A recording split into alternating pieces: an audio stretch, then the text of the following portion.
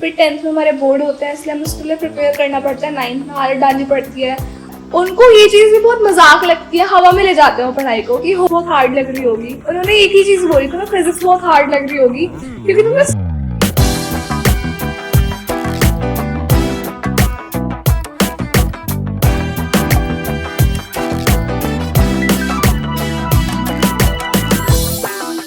Welcome to the AGH creator. AGH creator में आपका फिर स्वागत है। एजीएच क्रिएटर से मैं ललित शर्मा और आज फिर हमारे साथ हैं प्रकृति शर्मा पीहू, जो कि आज फिर हम 8 to 9th के बीच की डिस्कशन करेंगे क्योंकि बहुत ज़्यादा इंपॉर्टेंट चीज़ है। 8 to 9th क्लास, जब हम 9th क्लास में पढ़ते थे तो 9th क्लास में आने के बाद और 9th क्लास से पहले लोगों के बहुत सपने होते थे, मेरे भी सपने थे। और बड़े कहते हैं कि 9th क्लास से ही एक बिगड़ने के चांस बनते हैं कि बच्चा 9th क्लास में आके ही बिगड़ता है। बहुत सारी खामियां हैं 9th क्लास के अंदर, बहुत सारी अच्छाई भी हैं। खामियां कम है लेकिन अच्छाई ज़्यादा है। मिलते हैं प्रकृति शर्मा से। हेलो प्रकृति, कैसे हैं आप? हेलो पापा, राधे राधे। मैं बहुत ठीक हूँ, आप बताओ। प्रकृति, मेरा आपसे केवल एक ही सब्जेक्ट है पूछने का कि सबसे बड़ा चेंज क्या रहा 8 to 9th के अंदर? सबसे बड़ा चेंज ये रहा कि जो हमारी 8th क्लास होती है तब तक हमारी स्टडी ऐसी नहीं रहती है कि बहुत ज़्यादा डीपली पढ़ना है, क्योंकि 8th तक हमारे बेस क्लियर होते हैं। वही चीज़ें, मतलब ऐसा नहीं है कि सारी चीज़ें वो आती हैं, लेकिन जैसे साइंस हो गई, ऐसे बहुत सारे सब्जेक्ट हैं जिनके लिए हम अपना बेस क्लियर करते हैं 8th तक। तो 8th तक ज़्यादा प्रेशर नहीं रहता है पढ़ाई का। लेकिन जब हम 9th में आते हैं, 9th में आने के बाद सब्जेक्ट ऐड ऑन हो जाते हैं और उसको डीपली पढ़ना पड़ता है, क्योंकि हमें आगे जाके जो अपनी फील्ड डिसाइड करनी है, हमें जो बनना है, हमारा जो एम है, उसके लिए 9th to 12th हमारे लिए बहुत इंपॉर्टेंट होती है। हमें उन सब्जेक्ट्स में बहुत ज़्यादा फोकस करना पड़ता है। किसी को आईटी करनी है, आईआईटी में जाना है, या फिर किसी को डॉक्टर बनना है, लॉयर बनना है, तो उसको उसके हिसाब से अपने सब्जेक्ट में जो है बहुत ज़्यादा फोकस करना पड़ेगा। फिर 10th में हमारे बोर्ड होते हैं, इसलिए हमें उसके लिए प्रिपेयर करना पड़ता है। 9th में हालत डालनी पड़ती है आवर्स में, मतलब 9 घंटे पढ़ने की, 8 घंटे पढ़ने की, तो वो बच्चे अभी से हालत डालना स्टार्ट कर देते हैं। तो ये चेंज है मेरा कि शेड्यूल चेंज हो गया बहुत ज़्यादा और सब्जेक्ट्स ऐड ऑन हो गया। तो सब्जेक्ट एड ऑन हुए हैं और शेड्यूल चेंज हो गया। पढ़ाई का जो शेड्यूल है वो टाइट हो गया। तो इसी श्रृंखला के अंदर और भी बहुत सारी चीज़ें हैं कि जो कुछ बच्चे 9th में फेल होकर भी आए होंगे, यानी कि उसी क्लास के अंदर रह गए, कंपार्टमेंट 9th में रह जाते हैं बच्चे, मतलब कि 10th में नहीं जाते। कुछ ऐसा क्या रीज़न है कि वो मेरे ख्याल से ग्रेस लेकर भी जा सकते हैं बच्चे उसके अंदर 10th क्लास के अंदर, लेकिन वो उसी क्लास में रह जाते हैं बच्चे, मतलब पेरेंट्स रुकवा देते हैं या फिर एक्चुअली क्या होता है, कुछ बच्चों को गाइड करने वाला कोई नहीं होता है। उनको लगता है जैसे हमारी 8 तक हमारी क्लासेस गई हैं, वैसे ही हमारी 9 to 10th भी चली जाएगी। हम 9th में जो है वैसे हम 10th में भी चले जाएंगे, हमें इतना ज़्यादा मेहनत करने की जरूरत नहीं पड़ेगी। बट उन्हें एक चीज़ नहीं पता, 8 तक हमारे सिलेबस अलग आते हैं। जैसे हाफ ईयरली में इतना आ गया, फिर एनुअल में हमारा अलग आएगा, इतना आएगा, पूरी बुक नहीं आएगी। 9th में वो अलग होता है, एनुअल में हमारी सारी बुक आएगी। उनको ये पता नहीं होता है, उनको ये चीज़ भी बहुत मजाक लगती है, हवा में ले जाते हैं पढ़ाई को कि हो जाएगी। फिर जब लास्ट डे आता है, उनसे एक दिन में, एक रात में पूरा सिलेबस नहीं रटा जाता है, तो इसलिए वो उसी में रह जाते हैं। कुछ पेरेंट्स उनकी पढ़ाई को सीरियसली लेते हैं, उनको लगता है कि बेस क्लियर होना चाहिए, तो वो 9th में छोड़ देते हैं। कुछ बच्चों को मतलब ग्रेस लेके वो चले जाते हैं, जैसे कंपार्टमेंट आती है तो दोबारा पेपर देते हैं, दोबारा जाते हैं। और कुछ बच्चे कंपार्टमेंट का जो पेपर होता है उसमें वो फेल हो जाते हैं और 9th में ही रह जाते हैं। तो इसलिए बोलते हैं 9th में फोकस करना चाहिए, नहीं तो आप आगे नहीं बढ़ पाओगे। पीयू, इस श्रृंखला के अंदर एक क्वेश्चन और है कि पढ़ाई का क्या क्या शेड्यूल बनाना पड़ता है, क्या क्या शेड्यूल है पढ़ाई का 9th के अंदर? जैसे मेरा जो शेड्यूल है, सबका अलग अलग शेड्यूल होता है। कोई बच्चा स्कूल भी नहीं जाता है। हमारी क्लास में कैसा बच्चा है जिसकी अटेंडेंस बहुत ज़्यादा कम है, वो स्कूल बहुत कम आता है, वो घर से ही पढ़ता है। कुछ बच्चे स्कूल जाते हैं। जैसे मेरा जो शेड्यूल है वो ये है, मैं सुबह स्कूल जाती हूँ, उसके बाद मेरा स्कूल से आते के साथ ही मेरा एक ट्यूशन होता है, उसके बाद मेरा दूसरा ट्यूशन होता है।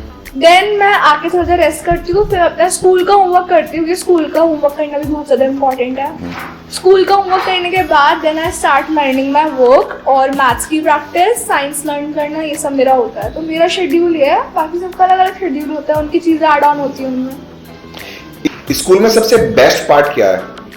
स्कूल में सबसे बेस्ट पार्ट, देखो पढ़ाई तो अपनी जगह है ही, लेकिन उसके साथ स्पोर्ट्स भी होता है हमारा, एक्टिविटीज़ होती हैं बहुत सारी। एंड मेरा जो मतलब मेरे को बेस्ट लगता है वो मेरे को स्पोर्ट्स लगता है।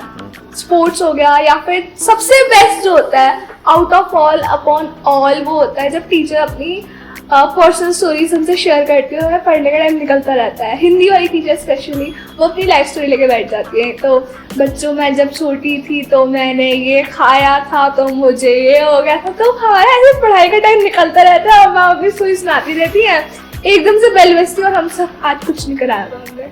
तो मुझे वो वाला पार्ट बहुत अच्छा लगता है। एक होता है स्पोर्ट्स में मुझे बड़ा मजा आता है उसमें, क्योंकि हम लोग जो मर्जी जहाँ मर्जी वहाँ घूमो, अपना जो मर्जी खेलो।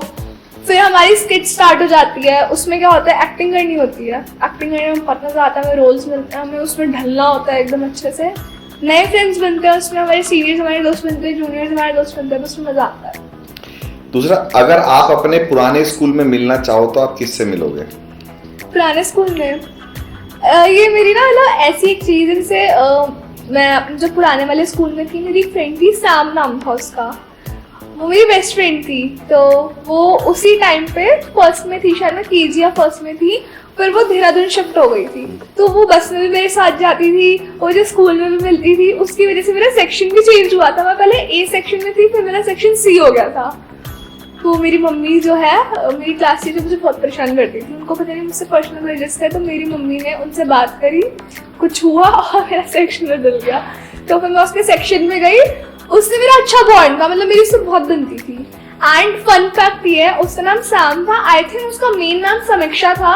फिर वो देहरादून शिफ्ट हो गई और इस स्कूल में मेरी एक बेस्ट फ्रेंड है समीक्षा, वो मेरे साथ 5th तक पढ़ी है। फिर वो दोबारा देहरादून शिफ्ट हो गई। उसका नाम भी सैम था और समीक्षा था। इस वाली का नाम भी सैम और समीक्षा है, ये भी देहरादून चली गई थी। तो दोनों सेम देहरादून गई है।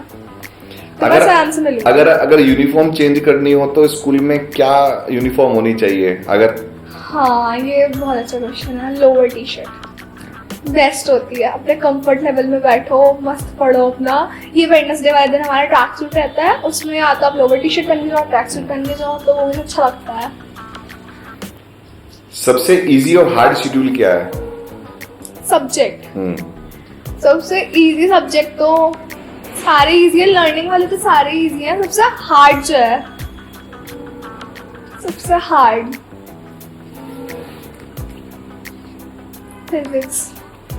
फिजिक्स सबसे हार्ड लगता है।